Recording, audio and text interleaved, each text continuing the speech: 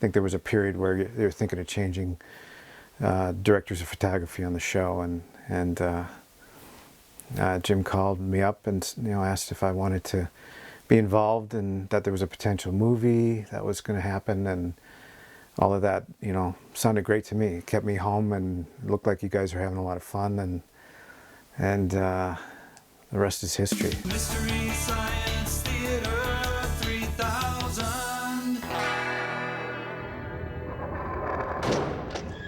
I knew right away when I got involved. There was a tremendous talent pool, behind the scenes and in front of the camera, and it was everybody pitched in and collaborated. The whole atmosphere was incredibly collaborative, and I got input from first and foremost, it was Jim originally, saying we kind of like to up the ante on the show a little bit, but we want to keep that kind of homemade, handmade feel. We listened to him, and I found ways and would suggest ways that we could, make that happen. And I found out that, a lot of us were on the same page when it came to any sort of effects. Back then, people were jumping on the green screen, bandwagon, and this group of people were more into doing everything in camera, and I loved it. I mean, I came from a film background, and I knew a lot about doing effects with beam splitters and doing in-camera effects like foreshortening and forced perspective and things like that. Things you can play around in camera that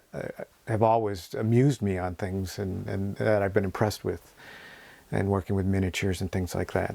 Things I'd grown up watching on Bond films and things like that. And this same group was into the same thing, and it was a riot that way. Everybody, contributed in so many ways, and my job was just to keep, their vision alive, and that's what I did.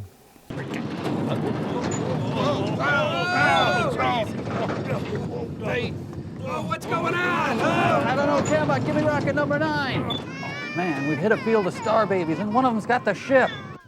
He's upset. He must need changing. I thought I smelled something. The previous DP had talked about doing Steadicam on the sets, particularly on the Satellite of Love and things like that. And then I guess they did some beta testing on it. And when I came in, it didn't seem like that was a particularly useful tool on such small sets. Steadicam for me was more, a tool you'd use when you need to travel long distances and keep the camera steady. I mean, that's what it's designed for. This was, you weren't moving very far on these sets. So, when they talked about upping the ante on the production value, but still keeping the homemade feel, I mean, there was a small device called a portajib or a cinejib that I bought from a manufacturer out of Australia that ended up being just a godsend, because again, it was a tool that allowed us to do a lot of in-camera types of things. I mean, we could zoom in, or it looked like a dolly, but it was a little crane move, and I could go in on a prop, and profile that without just all being snap zoomy, and it gave it a kind of a fun feel. The camera in that show was a character, and it was written that way. I mean, Cambot was a part of the repertoire or whatever in terms of the writers and the mythology of the show, and I embraced that. I thought that's fun, I mean, the camera is one of the beloved members of the ship, and she, or he, in this case, participates. What's that, Cambot? What? Look at ourselves on the monitor, boy? Okay. Why, we all look vaguely Italian. Yeah, vaguely. It's also my job, and from, working on productions and commercials and things like that, I know people, people want to be shot in a flattering type of light, but it has to fit the storytelling. Mr. Gypsy, status report. Sir, the ship has been trapped in the gravity well. The black hole is presently plummeting towards the singularity. Mr. Cambot, red alert. Mr. Gypsy, you're with me. Mr. Servo, you have the con. We would try and light the stories to match our tastes. We grew up on all those old sci-fi flicks and things.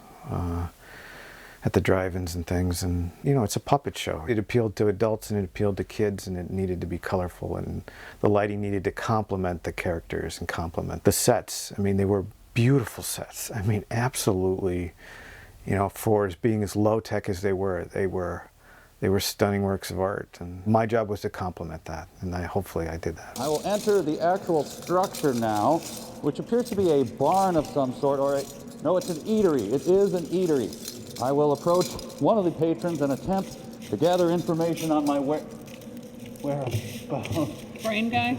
Yeah. Moving around and then I could just okay. Get back up and watch my movie.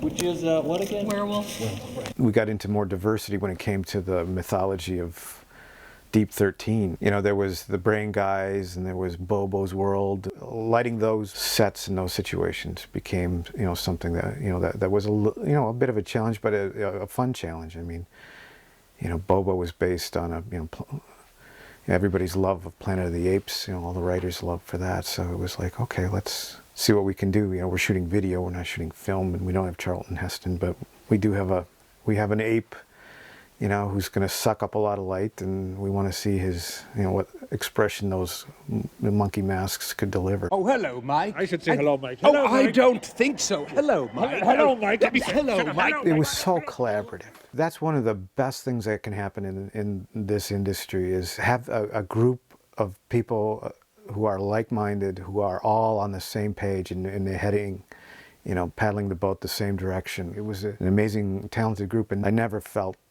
you know, boxed in. I felt like if something was strange and made people laugh and it enhanced the story, you know, you could speak up and it would end up, from a photographic standpoint, it would end up in the piece, and that's fun. It's rewarding. Hey, Crow, what's up? Hey, Mike, just making a deal with this devil. Okay, well, I'm just putting up some preserves. So All right. if you need me. And So- if you sign up for our special offer, you get free doll accessories like this wonderful Crow, twin- are you insane? This is the devil. Well, I'm a devil, not the devil. Name's Pitch. Go get thee behind me. Hey, relax, pal. Just trying to make an honest living here. Yeah, Mike. Crow, how could you make a deal with the devil? How could I not, Mike, with prices like these? One of the things was, I mean, trying not to laugh, you know, while I'm shooting the show was probably one of the hardest things I've ever done. This was a clever bunch of people, and they had my sense of humor, and the jokes and a lot of the stuff that was coming out of their mouths would make me chuckle, and I was working the camera and it was hard not to shake it. Bobo, let's send them their movie, Final Justice, starring the dyspeptic Joe Don Baker. As soon as I'm done wearing big funny goosey teeth. Hey! Get to work! What the hell do you think this is? College? You make me pay you!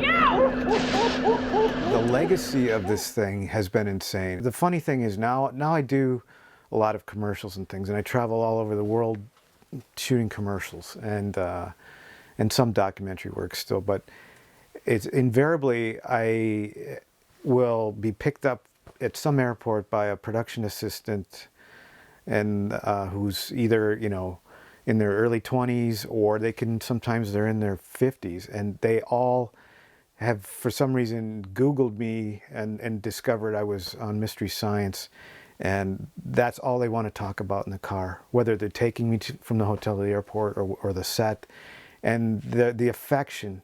I mean, I have people who, you know, are like, my 18th birthday was spent going to the Mystery Science movie. That's my favorite movie of all time.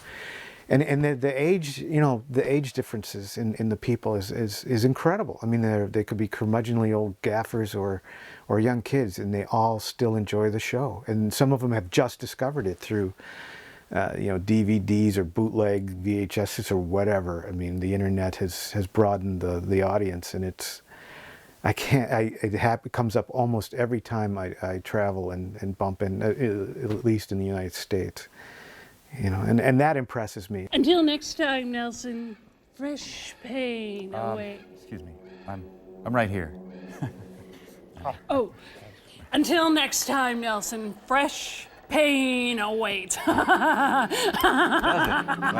see your point. It was a labor of love for everybody, and that's a very unique, you know, environment in this industry, and I felt, you know, I was blessed to be a part of it. It was just a riot.